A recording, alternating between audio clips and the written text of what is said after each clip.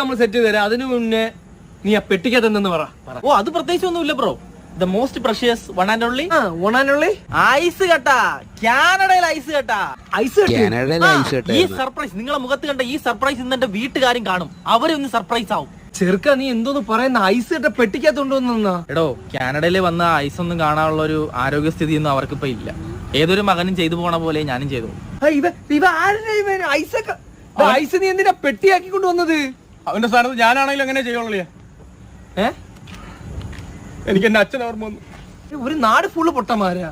ചേട്ടാ കരയല്ലേ? ചേട്ടൻ ഐസ് വേണമെങ്കിൽ ഞാൻ തരാം. വേണ്ട മോനെ, കാനഡയിൽ നീ നിന്റെ അച്ഛനും കൊടുത്തോ, ഞാൻ വല്ല കാശ്മീരിലും പോയി വാരിക്കോളാം. മോനെ, ഈ വരുന്ന വഴിക്ക് നിന്റെ പെട്ടിയുടെ വെയിറ്റ് കുറഞ്ഞില്ലേ?